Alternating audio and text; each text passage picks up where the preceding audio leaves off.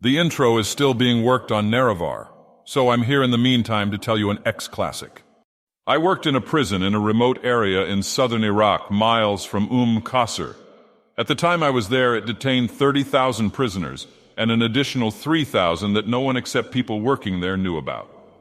They'd put us in blacked-out window commercial buses and drive us an hour away for days at a time to guard the facilities. We were never allowed to speak with anyone on the main prison fob and forbidden to tell anyone about it.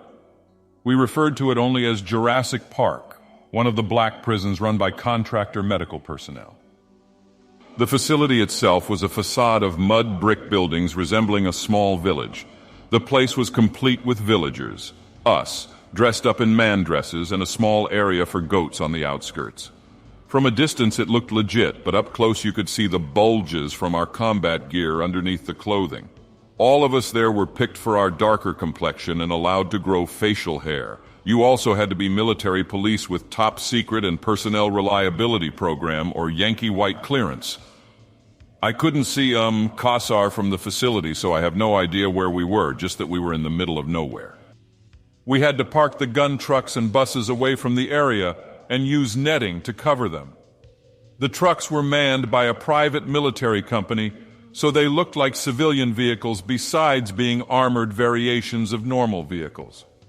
Usually a small fire team would be tasked with security and an interpreter. The rest of us had to put the clothing on and start a small patrol to relieve the other guards. In late 2007, we were woken up early and recalled to go to the facility 3 days earlier than our normal rotation. We bitched, got ready, and headed out to get in the buses.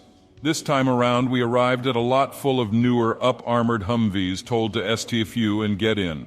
There were already drivers in each truck, and off we went. The drivers drove in a tight group, which is unusual for convoy ops. They also didn't talk to us the entire ride. It's pitch black out, and all you can see is blackness. But this is the first time we were allowed to see where we were going because the Humvee windows weren't blacked out like the buses. I'm trying to orient myself but can't see much beside the little red lights of the vehicle in front of mine. The windows are thick armored glass, so it's impossible to see anything in the nighttime desert with no illumination beside the convoys.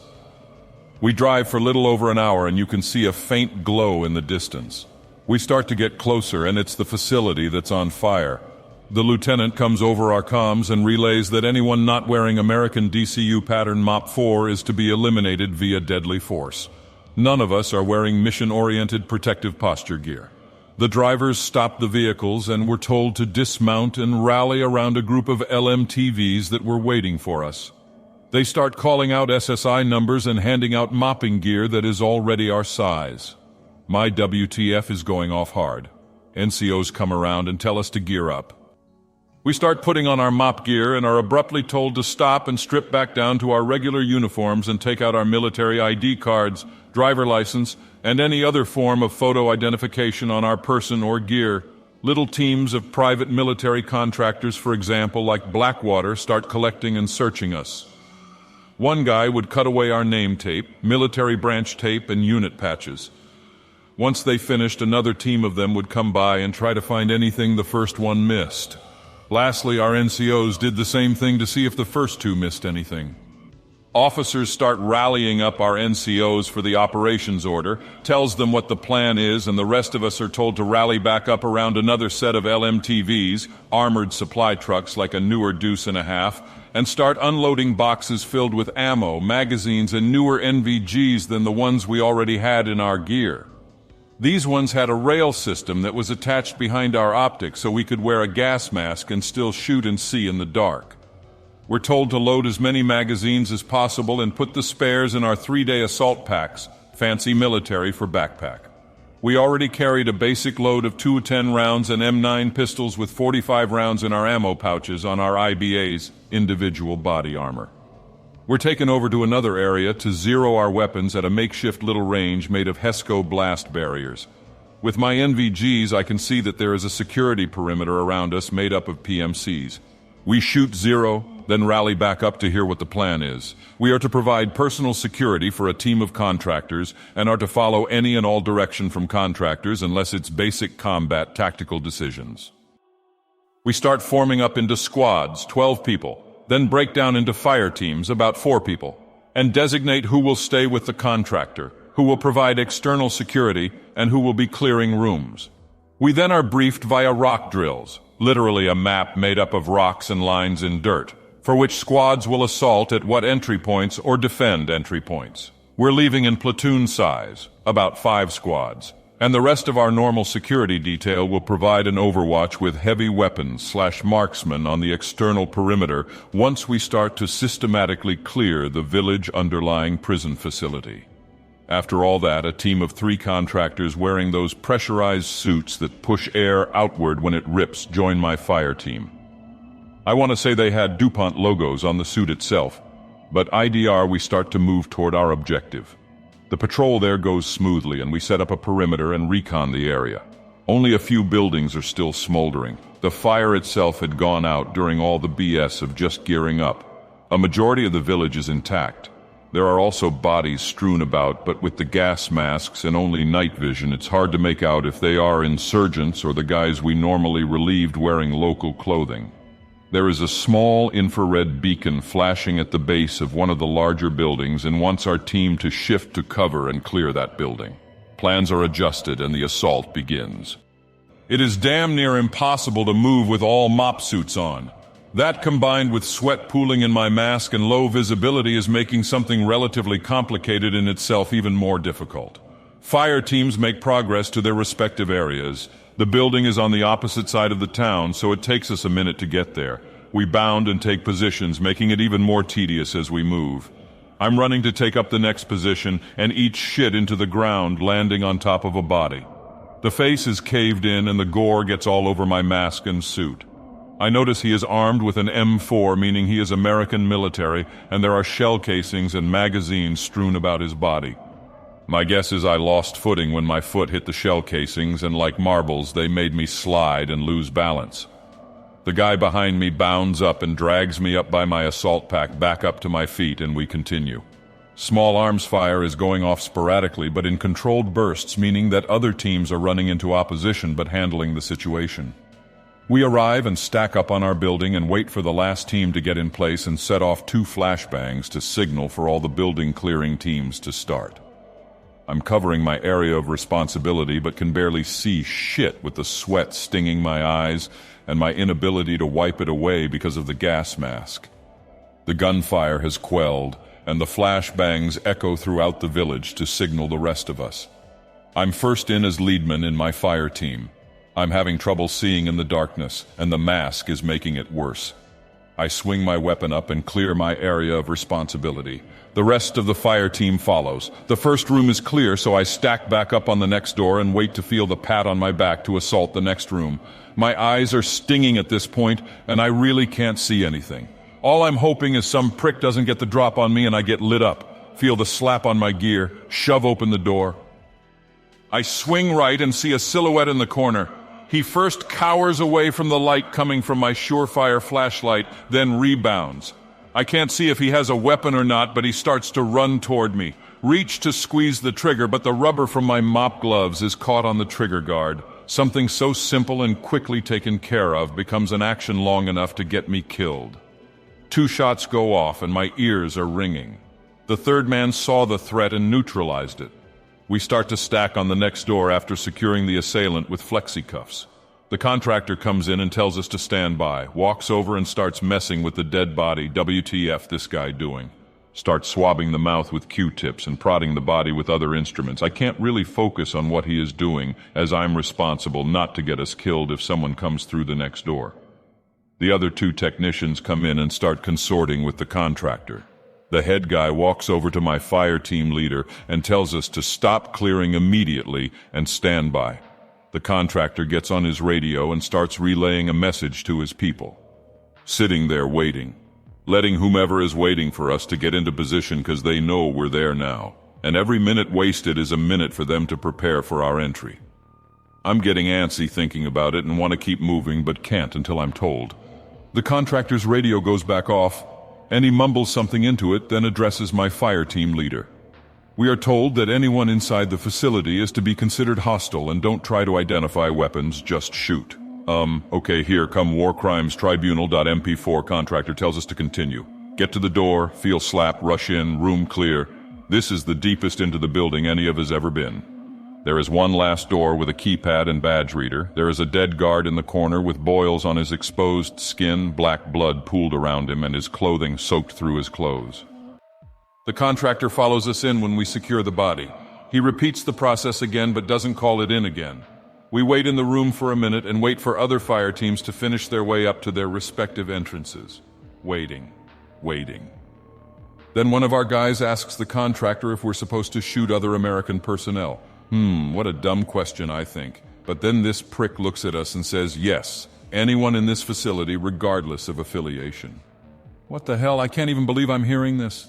Had it been our rotation instead of those guards, then the higher-ups would have just had us off too. With the downtime, I'm starting to connect the dots. Something biological was in this place, and now they are worried it will get out. My heart starts to race. I have blood on me. I'm wearing a cheap mop ensemble from some lowest bidder government contractor probably had made in Puerto Rico. I'm starting to shake a little bit. My gas mask is starting to pulse on my face from the deep breaths I'm taking. I'm starting to freak out. How well did my buddy really check this thing to make sure I'm sealed up right?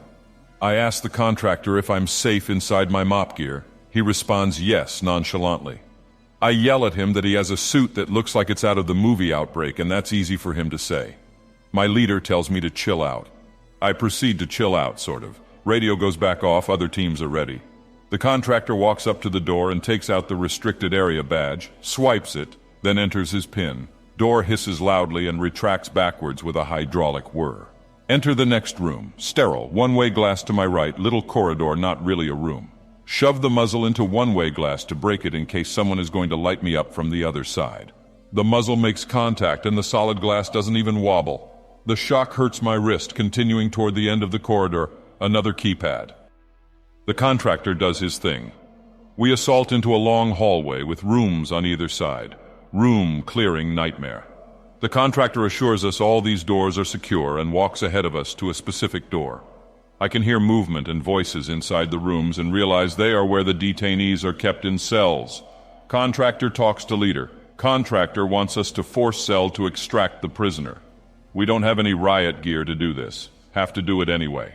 Stack up on the door, and he inputs a code to open it. Door unlocks, rush in. My first step in, I slip, and am shoved forward by my teammates for the extraction. I'm knocked out briefly. Wake up back outside cell. I'm covered in blood, and my teammate is wiping blood off my face shield. The contractor is hovering over me and asks me to check the seal on my mask to make sure it didn't tear. Seal is fine, doesn't even ask if I'm all right, walks away, talks to Sergeant. Look inside the cell, covered in blood and vomit, detainee dead in the corner. Overhear contractor address one of the techs, tells them to stay out of the cell and that he was hoping we'd find him here and wouldn't have to go another block of the facility. Restart assault and get to the end of the cell block, another keypad, input code, and we go in. The room is round with a guard shack in the center of the circle room. Cells align the entire room with another keypad door at the end. Some of the cells are unsecure with doors open. Vomit, blood, feces line the walls and floor. The gate shack is one-way glass, you can't see inside. Hear beeping from inside. American steps out. None of us have the balls to kill him. I recognize him, one of the guys I normally relieve, but he is down here. He starts to babble. He doesn't recognize who we are behind the protective suits. Sees the contractor, shuts up immediately. Contractor is waiting for us to react. I'm waiting for us to react. No one reacts. I lower my muzzle and look to Sergeant for guidance. He just nods his head no. Contractor asks to speak with Sergeant and two other techs. Take opportunity to ask guard what happened. Tell him my name. He remembers me from doing changeover. Relays that 4 days ago, 5 of those fuckers came up and told us there was a riot going on that the guards inside were being overwhelmed by. Said that we didn't need suits like them, that it was a precaution. They lied. We need to get out of here, man. Looking into his eyes, notice they are bloodshot. His skin is yellow, gums pale, and he keeps rubbing his stomach. One of my guys starts talking to him. He turns around to face him. The back of his pants are covered in black shit, as in fecal matter matting and hardening. He passes a long-winded gasp, but doesn't even break stride talking to the other guy. Pauses, looks at the ceiling abruptly, snaps his head back forward and vomits all over the guy he was speaking with. He starts to talk again like nothing happened. Arguing starts to get louder behind me between contractor and sergeant. Start to step back a little bit. Shitpants guard starts telling vomit guard to take off his mask so he can see his face. Vomit guard is freaking out, trying to clean his face shield while crouched on one knee. Shitpants starts stepping closer to his crouched body and reaching for his mask. What the fuck is he doing? Start yelling at him to back up and leave the other guard alone. Ignores me, throws up on guard again, still reaching for his mask, and they start to scuffle. Shitpants is screaming for him to take off his mask so he can see his face. I run up and hit Shitpants with the butt of my weapon. He rolls off, gets to his knees, and continues to shit and vomit himself, screaming at vomit guard to take off his mask. I started wrestling with him and screaming for sergeant to grab flexi cuffs. Screams are muffled because of the mask. I'm on top of his chest, but he is still grabbing at my mask, trying to rip it off. He is biting the rubber face shield and screaming at me in between. Start freaking out. Rubber overboot kicks him in the temple. Black blood starts coming from his ears. He starts struggling more, but Sergeant saw us fighting and ran over. Now he is flipping him over and gets the cuffs on him. He keeps squirming around, seeing the cuffs digging into his skin. Vomit guard runs up and we drag Shitpants into an open cell and slide him in and shut the door. We and our gear are all covered in vomit, shit, and blood. The contractor says nothing to us but stares. We all nod in acknowledgement. Shitpants are still screaming, tumbling around in the cell. The contractor has all of us come to him and the techs say bluntly, "If you want to get out of here, you need to listen to us. We have a ways to go and I want to stay alive." Then walk off to the next keypad door. Sergeant yells for us to stack up. Stack up, feel slap assault room. 5 people mulling around in the center and looking surprised when we enter. I fire, and so does everyone else. It's a security station, monitors, intercom system, etc. Secure bodies with flexi cuffs. Sergeant walks to the camera monitor and consults me.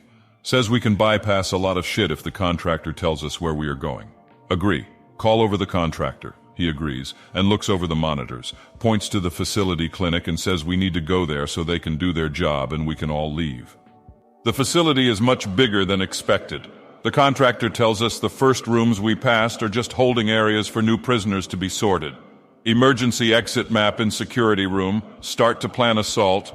Place is built like a giant square with several hallways connecting rooms all the way to the center that makes up the largest cell block and aid station. Run rock drills using miscellaneous office supplies. Get confident we know somewhat where we are going. Start to assault the facility again. Get lucky through most of it, but traces of running gunfights are evident throughout. Bloated corpses are in some of the security substations and we are out of flexi cuffs. Begin using sidearms to ensure they will not pose a threat. Get to a 3-tier block. Decide that we will just assault through as quickly as possible to the other side and try not to avoid getting bogged down. Open door and start beeline. There is a security station in the center, running toward it to get past and GD4 out of that place. Door swings open and prisoner with M4 steps out and starts firing at us. American steps out next and takes up a position of cover and starts firing. Hit prisoner standing out in open. Keep up suppressing fire on guard while my teammate runs down the opposite side to flank him. Tags guard, we all rush up to clear the security room. Its empty guard is still alive. Tells us they saw what we did to the other guard station and the prisoners and guards that are still alive are armed and waiting for us. Sergeant shoots him. There are only 4 of us that have a shaky understanding of the facility's layout, which makes me nervous. No time to talk. Run across the cell block to another door to the next room. Continue through several more rooms. Careful at each substation, but haven't run into anyone else. Make it to the clinic. Secure it. Then set up a defensive position near the entrance to protect contractors while they did whatever they were doing. They finish up and come out with a flexi-cuffed prisoner. I'm getting more anxious over this situation. Now we have to tote around 4 people while fighting a force that knows the layout of the structure. The prisoner isn't wearing protective clothing, but he doesn't look sick either. Start to understand why they need him. Begin assault through building, have to cover new territory as at the shortest point to one of the exits that is an entrance that leads to another facility where we can link up with a fire team from our original assault force on the surface. Start running through rooms trying to be cautious but trying to GTFO as quickly as possible. Run into what looks like an ambush. The 3 who set it up are barricaded behind random furniture and bodies litter the kill zone. Start running through the bodies, trying to keep weapon level with barricades. Gets to the point where I'm running on top of bodies. Reach the barricade, all dead, still have weapons, looks like they succumbed to whatever everyone is sick with. Vomit, shit, black blood, something new with these guys. They look like their abdomens tore open from the pressure of the fluids inside of them. The organs are black, some of the fluid is a deep yellow. Keep running, getting tired, getting complacent, overheating, dehydrating, nothing we can do but keep running. Sergeant is lagging behind us. We cover more ground and he stops and takes off his mask and throws up. I look at the contractor and he just nods his head. His skin is yellowing, aggressive-looking boils on his cheeks have that same deep red tint to his eyes. Pulls Mem-9, kills himself before we can even say anything. No time, start running forward again, hoping to make it to that door. We have 3 more rooms to cover. The contractor calls me back and tells me to stop. I know where this is going, so I put the M4 on him and tell him I killed both of us before I let him waltz out without me and my guys. Tells me not to worry and says we need to deviate slightly to decontamination rooms. Too tired to care and he leads the way. Get to rooms and they spray the gore off the suits, sitting, waiting for remnants of the original prisoners and guard force to kill me while I just stand there like an asshole while this thing sprays a bunch of shit on me. Nothing happens and we all rendezvous in what he called a clean room to wait on my other 3 guys to get done with their decon process. Start to put gear back on and not pay attention. Gunshots ring out in rapid succession. The contractor has killed the other 2 techs and has a gun on me. Tells me he can get me out of there, but I need to protect him when we get to the surface. Agree to it. He shuts off the decon and locks my guys inside to die. Has me put on one of the tech suits instead of my original gear. Takes me not to the door we fought to get to, but to an elevator. Nothing seems real. Go on autopilot and follow him. He knows the layout more than he let on in the beginning. I get to the elevator and he takes us back to the original mock-up village that hid all this shit. Rendezvous with my original security element, hoping they don't recognize me through the face mask. Helo lands and takes us across the border to Ali al-Salem Air Base in Kuwait. I'm smuggled out of the country and back into the United States. The contractor kept his word and I kept mine. If I gave you my real name, it would say I died in a mortar attack in late 2007 in southern Iraq outside of Qasr. I'll leave you with this, a clue. J376. Why did the contractor care if the guard got out alive? He wasted everyone else. Wouldn't leaving one alive just be a liability? Needed for personal security to still get out. I needed him to get out as well. I don't think I was chosen specifically. I just happened to be the first out of decon. None of the other fire teams that went into the underground facilities ever came back out. None of the contractors with those teams did either. My personal belief is we found what they needed and everyone else was killed even if they made it out. Once we all geared up and armed up, there is no way he could have pulled off killing all of us. He still needed someone with combat training to get him to the elevator as well. I still work for him as security, take him places, sit outside the lab while he works, but mostly I'm just around now. What does he work on in the lab? More importantly, what was going on in there? Were you ever debriefed by your S-shops? According to the military, I died in a mortar attack in late 2007. I'm not sure of specifics, but liquor and a sense of loyalty usually loosens his lips and drops hints or giant pieces of information regarding the project. I'm not sure why I haven't been killed off. I'm not the only one in his security detail. Most of us have met him through our military service and we owe him our lives. I don't think I have much time anymore anyway. The project is wrapping up and I think the contractor even knows we're all going to be killed in the endgame. I hope that you enjoyed tonight's broadcast. If you enjoyed tonight's story, then please subscribe to the channel as more green texts will appear daily.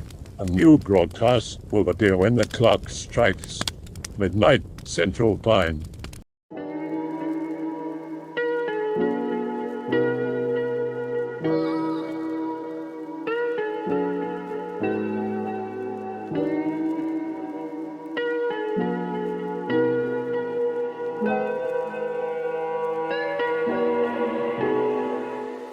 Remember to check out the Odyssey page in the description for a second archive of the channel's videos.